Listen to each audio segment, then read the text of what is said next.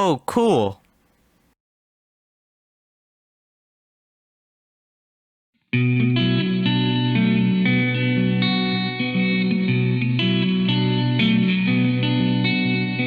All my plans are falling apart. Now that I know you all can see right through me. And I don't wanna know the things that I know. And I don't wanna see the things that I've been shown. But I can't shut my eyes, so I'll walk away alone tonight.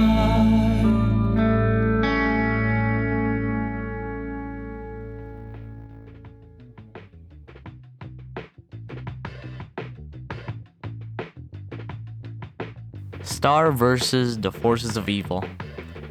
Oh boy, this show is a mess. Now, it's generally agreed that season 1 and 2 were pretty good, but season 3 and 4 fell from a cliff that was 1,000 feet tall into a lava pit. This show, in my opinion, got worse and worse and worse as it went on.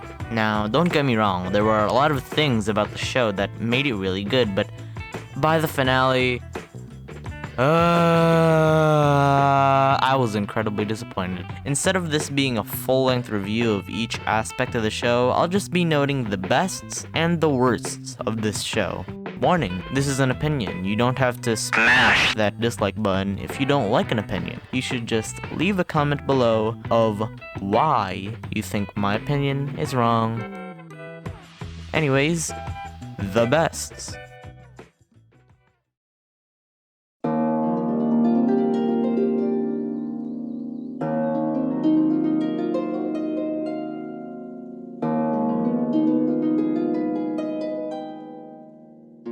Antagonist. Probably something that sort of had a consistent quality in the show, although, like the seasons, it was obviously declining as the show went on, but I think all the villains in here have some merit. Toffee, Ludo, Globgor, Eclipsa, and Meteora. This is also my worst to best villains list. There was actually a villain I did hate, Mina, or Moon, because that made no sense, but we'll get on to that later. Why are the villains in Star vs. the Forces of Evil interesting? It's cause they are. Toffee. He was an amazing villain throughout the show. He's intimidating, no nonsense, manipulative, he's got style, and overall he was the villain that left the most impact. He's also got a lot of mystery, and he clearly had a backstory that I'm pretty sure was planned and I wish we got more out of. I think every second he was on screen, it was a good appearance. Meanwhile, Ludo is kind of the opposite of Toffee, where he's terrible at everything he does. That reminds me of someone. But by season 2, oh boy, Ludo became an actual good villain. Yet he still didn't go to overpowered levels. He was still easily manipulated and had childish behavior. He was the most consistent villain.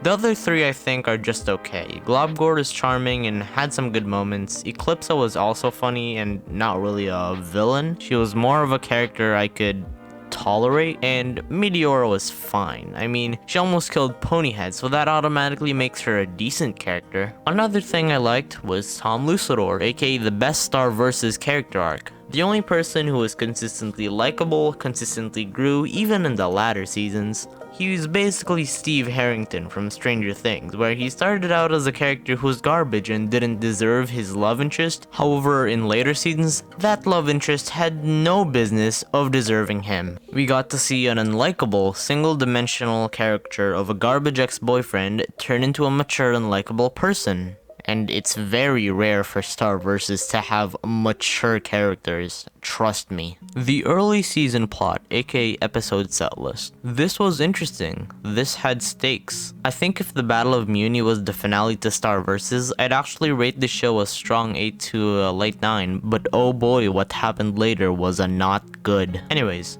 the plot of Star in the earliest episodes, the beginning, was nothing. It was just another SpongeBob. I think most shows should actually have at least 10 episodes where it's not very plot heavy, because these are episodes where you need to get the audience to like and get accustomed to your characters. And the first 7 episodes of Starverses did this. However, we got a huge spike in quality after this. Episodes 8 through 13 were amazing. Fortune Cookies introduced Toffee, St. Olga's felt like an Adventure Time episode. Independence Day began that topic of monster racism, which started out pretty well but grew out of control later in the series. And Storm the Castle is Storm the Castle. The filler episodes in the season were also great, and overall, Season 1 was amazing. Season 2, however, is more interesting. Toffee was a great antagonist once again, and his slight appearances throughout the season was a great touch.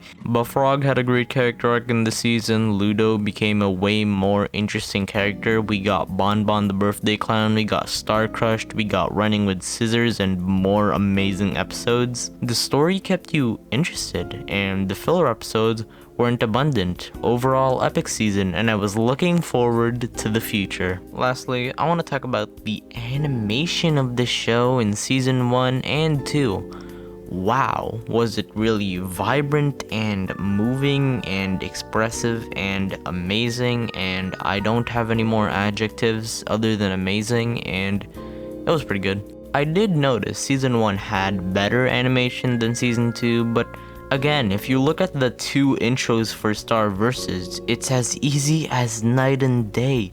Look at these intros, and look at this one. This is smooth and expressive. This is not.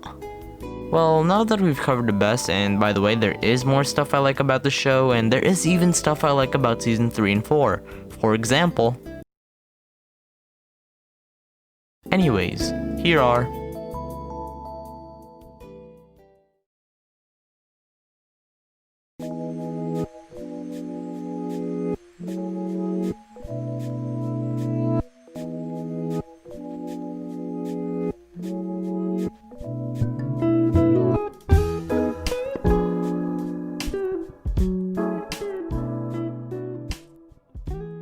Moon. Why? After all the character development she had in season 3 and 4 with trusting Eclipsa and building her own town, it's incredibly shocking to me they'd write that Moon would just want to take the castle back and side with Mina, of all people. You know, the deranged and insane one.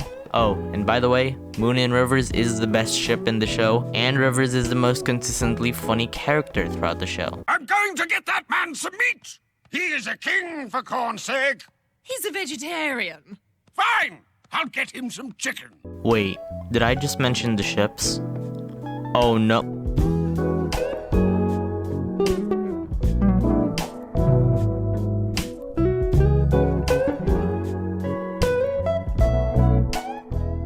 So the original script had me going through each ship in detail, but I felt like it was too long and I didn't want the video to be 5 hours long. So let's go through each ship in this lightning round sort of phase, okay? So let's go. Charco. Marco had a crush on Jackie for so long, and when they broke up, it was incredibly frustrating that they broke up because of a cape. Also, Marco liked that cape because he thought it symbolized him being a knight, but it turns out he wasn't a knight, and when he does get the chance to be a knight, he rejects it because he's lazy.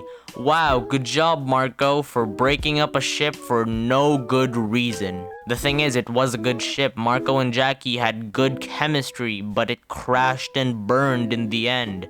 Tomko. Tom is a great character even through seasons 3 and 4, but Star is such a terrible girlfriend. Here is a compilation of that. Keep in mind, Tom went through a whole character arc to be a better person for Star, and this is what he got out of it. That's dimension. Wait, Star, so where are you going? I gotta help Marco make dinner for his family. I think she's concerned you might hurt me again. Wait, why? Just because we broke up? Everybody breaks up! That's what teenagers do! Teenagers are dumb! Okay, well then, what is going on? Well, it might be because you kissed Marco. You knew about that? And you didn't say anything? But you told your mom. And you didn't tell me? You're not supposed to be angry. I am. If I had kissed Marco, wouldn't you want me to tell you? Well, I don't know, yeah, I guess. But you didn't tell me. I gotta go. Star, I know it didn't mean anything, but that doesn't mean... Oh, hot Marco, where do we even start looking?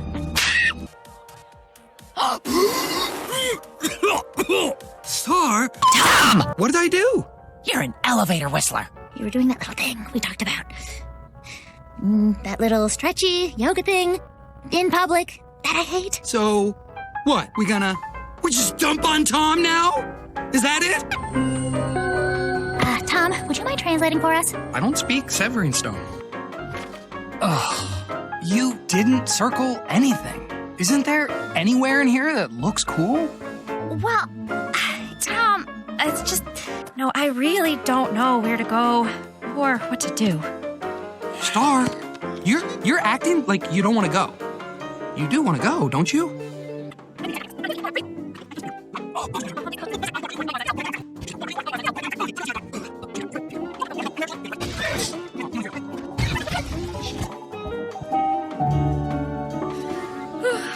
Oh, Tom. Kelko, I felt like if this ship happened, it would be okay. This is basically a worse Jarko. This ship doesn't have as good chemistry as it, and as good development as it. And the way they ended it was once again awful. An off-screen breakup. Kelly and I decided to stop doing the breakup buddies thing. I'm sorry, what? But it's cool. Things were super amicable. Cool. How sad is that?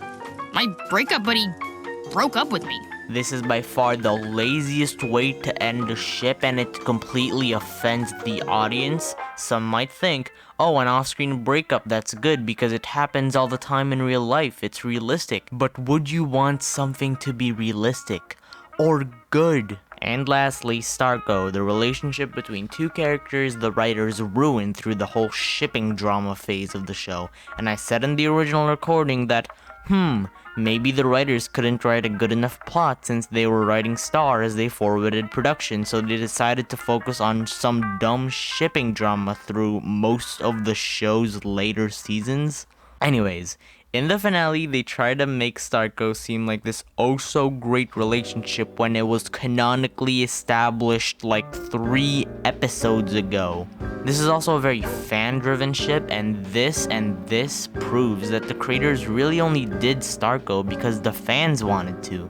Also, look at this. This is hilarious. It would be challenging to actually pander to the audience to some degree. Later, justice for Starco, right? Yeah, no pandering at all. Oh, and remember that argument Star and Darren FC tried to say that, oh, teenagers are dumb, they break up all the time, and that's very realistic. As I've said, would you want something to be realistic or good? Also, realistic?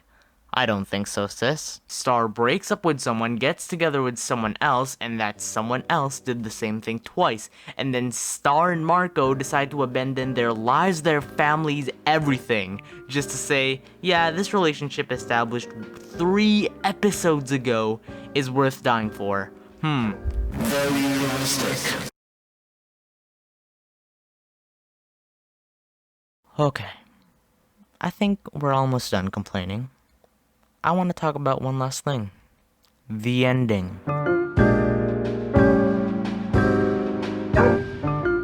Aside from all the garbage shipping drama and Moon being the most inconsistent character in the show, isn't it cool that a lot of beings in other dimensions are clearly shown to run on magic and Star just destroyed all magic, therefore she's a mass murderer? Epic. Also, Mirth is by far the laziest way to resolve everything. Oh, Star and Marco need to be together at the end, but Star lives on Muni and Marco lives on Earth. I don't know, just combine them. That was what the writers said while they were writing this. Another thing I found awful about the ending was all the plot convenience and forgiving bad people. Oh, Moon created the problem that led them to this, but look, she's helping now. oh, Solaria was a dictator who told her people to kill an entire species for existing, but oh look, she's smiling and her daughter and granddaughter are smiling too. That's so sweet. Am I watching Star versus or Steven Universe? Because both shows happen to redeem dictators in a single episode. Also, Mina gets away with no punishment. Great.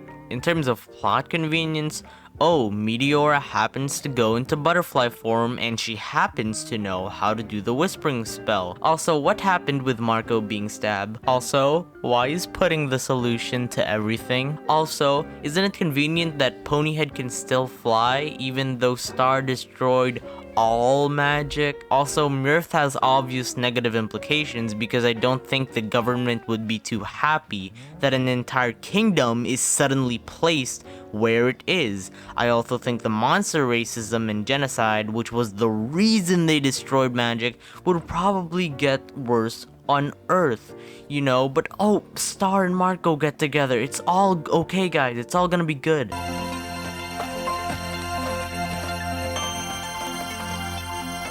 Hey. Hey all, Scott here. That's enough complaining for today. To answer the question, is Star versus the Forces of Evil good? Overall, maybe, but season 3 and 4? No. Anyways, thanks for watching, and yeah. Bye.